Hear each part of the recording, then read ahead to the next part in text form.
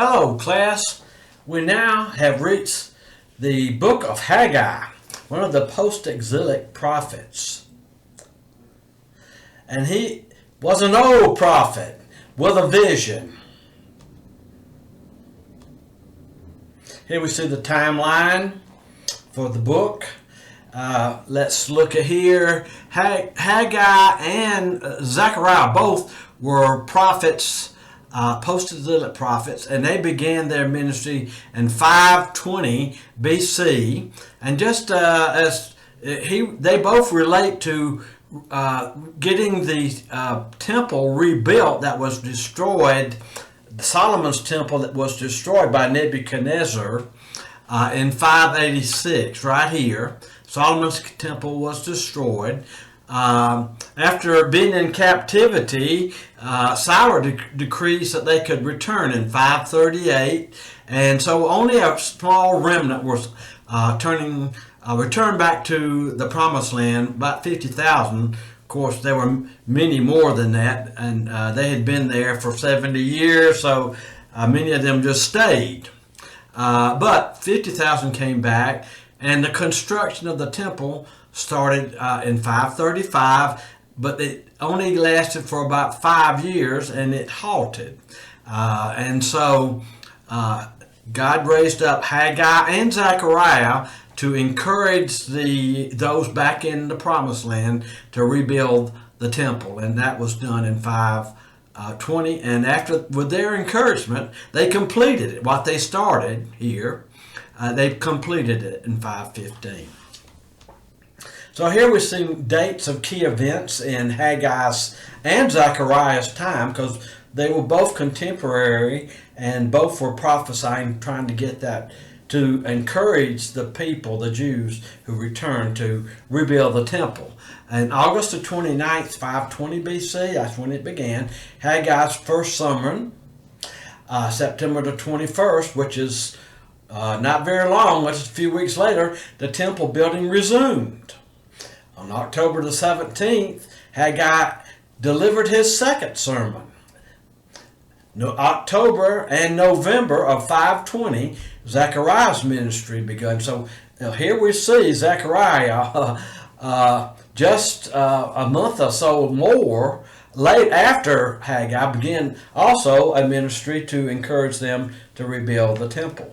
December the 18th, 520, Haggai's third and fourth sermons were delivered to the people. February 15th of 519, Zechariah had his 8 visions.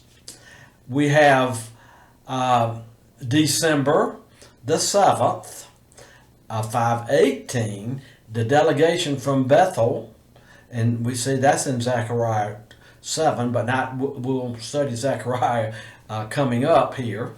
And also March the 12th, 515, the temple was dedicated and it was completed.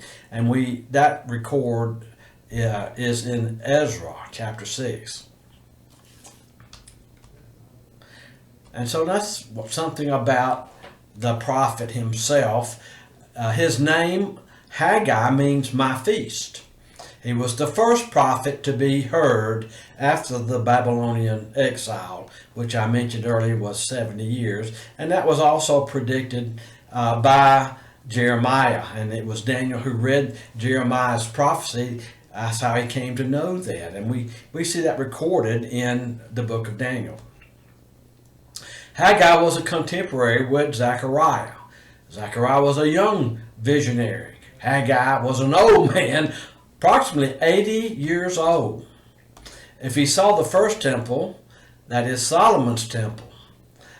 That would be interesting. He saw if he was that old, he probably did see Solomon's temple before it was destroyed, and now he's being used of God to encourage the rebuilding of the temple by the remnant that returned. Haggai was used of God along with Zechariah to stir God's people to action to finish building the project of Zerubbabel's temple. Haggai appeared for 4 months, delivered 4 messages, and disappeared. Ryrie suggests that Haggai, along with Zechariah, may have returned to Jerusalem. So what is the historical background? 586, I kind of gave you that on a timeline earlier. Solomon's temple was destroyed by the Babylonians and Nebuchadnezzar's armies. 538 BC, Cyrus issued a decree. The Babylonians were conquered by the Medes and the Persians. Cyrus is the Persian emperor, and in 538, he made a decree to rebuild the temple, and that's recorded in Ezra chapter 1. Zerubbabel came in that very first return. 536, the temple work was begun. 534 BC, the temple work ceased, and the people began building their own houses. The work ceased for 14 years, and all that's recorded in Ezra. 520 BC, the work resumed again. That's when, after Haggai, first sermon. 515, 516 BC, we see the completion of the temple. That's recorded in Ezra 6:15. It was dedicated 70 years after it was destroyed. Can you imagine? So if 516 is taken for its completion. So 586, 516, that's 70 years. Here is a picture we see as a model of Herod's temple. That Herod restored the temple that was being built at this time that Haggai was prophesying in Zechariah. That temple was restored hundreds of years later. If it was dedicated in 516 BC, Herod, about, I would say, almost 450 years later, or 475, somewhere in that area, was renovating it. And you see a model of the renovated temple that was started and completed here in 516 BC. The book of Haggai is second only to the book of Obadiah in Old Testament brevity. The events can be placed in Ezra chapters 4 and 5. It is one of the post-captivity prophetic books. There are 3 post-captivity books in the Old Testament. Prophetic books. And that would be, I should say, prophetic books. 3 post-captive prophets with Haggai, Zechariah, and Malachi. Haggai appeared on the scene for 4 months, preached 4 messages, and then he disappeared. The 4 messages are these listed below. Priorities, the first one was a message of priority. The second one is a message of encouragement. So the priorities are stating basically you need to complete this temple that you started. Y'all got sidetracked by building your own homes. Encourage them 7 weeks later to keep it, get started and get it done. And then he had another message of blessing for having completed it and the purpose for having completed it. So here we see an outline of the book. A call to construction in chapter 1. We see the introduction, the reprimand for them not, placing more emphasis on their own homes than the temple. The remedy, the rebuke, the reaction of the people. And they did react. They resumed building. Oh, didn't mean to hit that. A call to courage in the Lord. You can do, if the Lord calls you to do something, He will see you through. He will encourage you. He will provide the means. He will help you to do what you don't think you can do. And even Zechariah says, not by my might, not by man's might, but by God's Spirit. And that is certainly true, not only for rebuilding that temple, but in many other things. A call to cleanness of life, and a call to confidence in the future. And as we see in all these prophets, they refer to a future restoration, a coming Messiah, a coming millennial messianic kingdom where they would be blessed and restored to the land. And a golden age of blessing for the Jews and the entire world. And so here we see some emphases, prophetic emphases in the book. We see here in chapter 2, verse 7, it's written, I will shake all the nations. This is the Lord speaking through Haggai. And they will come with the wealth of all nations, and I will fill this house with glory, says the Lord of hosts. Remember, we studied Ezekiel. Well, the Shekinah glory left right before the destruction by the Babylonians of the temple and Jerusalem. Well, we saw also at the end in chapter 43 of Ezekiel that it predicted that when God restores the Millennial temple, not this one. See, this is future tense as well. There's a future Millennial temple, and where the God's glory will come back into it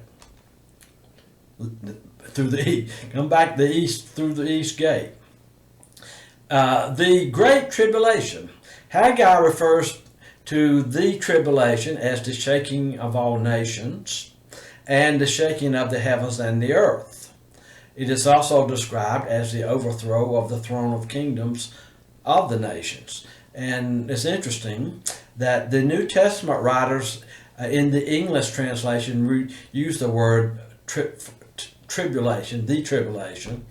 But while you see that in the New Testament, we see in the Old Testament different terminology in the English.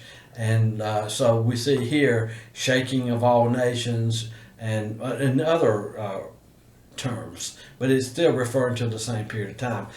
Jeremiah referred to it as the time of Jacob's trouble. Here we see the second advent of Christ when he comes back the second time. They didn't know that it would be two comings, or there would be a gap between the first and second coming of time. But we see the desire of all nations will come. This is, of course, a reference to the coming Messiah, Jesus, at his second coming when he comes back to reign on earth. And his glory, and the glory of God will fill the temple again. We see the Messiah's kingdom rule. Zerubbabel, the governor, was of the Davidic line. He's the one that came back when Cyrus made that decree. Well, Zerubbabel himself was of lineage of the seed of David, and he typifies Christ as David's son in Haggai 1:12. In the kingdom, Christ will receive his Davidic throne and will wear his royal signet ring. We see here in 1:12, which we just referred to. Then Zerubbabel, the son of Shealtiel, and Joshua, the son of Jehozadak, the high priest, with all the remnant of the people, obeyed the voice of the Lord their God and the words of Haggai the prophet, as the Lord thy God had sent him. And the people showed reverence for the Lord. And so here we see in this verse here that Zerubbabel, who is a descendant of David, and we know David it would be through his descendant that the Messiah came. He was typifying the Christ that will come back at the end of time, and he will receive his Davidic throne, will wear his royal signet ring. Here we see the building of the Millennial Temple, and in 2:7 we saw at the very top, the temple house of 2:7 is not Zerubbabel's temple, but the future kingdom temple. And that's what I alluded to earlier. I got ahead of myself. This is obvious from the context describing the end time tribulation. The shaking of nations, remember? The shaking of nations here, and the shaking of heavens and earth is referring to the Great Tribulation. That's the context. So it's not the one that Zerubbabel built. He was just typifying the Messiah. And this is our last slide, so we'll be finishing up our lectures here, a recorded lecture of Haggai with this slide. And here we see in this chapter 2, verses 4. I see underlined what we just read on the previous slide. Let's read the whole context before and after it, and we see the prophecy of the Millennial Kingdom Temple. He says, he writes to them, he says, "But now take courage, Zerubbabel, declares the Lord. And this is Haggai writing for the Lord, what the Lord wants written. Take courage also, Joshua, son of Jehozadak, the high priest. All of you people of the land, take courage. This is the remnant. All the ones that come back, declares the Lord, and work, for I am with you, declares the Lord of hosts. As for the promise which I made you when you came out of Egypt, my spirit is abiding in your midst. Do not fear. For thus says the Lord of hosts, once more in a little while I'm going to shake the heaven. So what he's is more than just what we would think a little time, but what he's in prophecy, he's talking about a yet future time. I'm going to shake the heavens and the earth. We know what that means. It refers to the tribulation. The sea also and the dry land. I will shake all the nations, and they will come with the wealth of all nations, and I will fill this house with glory. That did not happen, and the context was very clear. That did not happen in the time of Haggai or Zechariah. The silver is mine, the gold is mine, declares the Lord of hosts. The latter glory of this house, he's talking about the one that we saw predicted by Ezekiel in chapters 40 on and forward. And see in 43, he saw that Spirit come back in the millennial messianic kingdom. The latter glory of this house will be greater than the former, than the one that they're building, says the Lord of hosts. And in this place I will give peace, declares the Lord of hosts. And so that concludes the recorded lecture for the book of Haggai.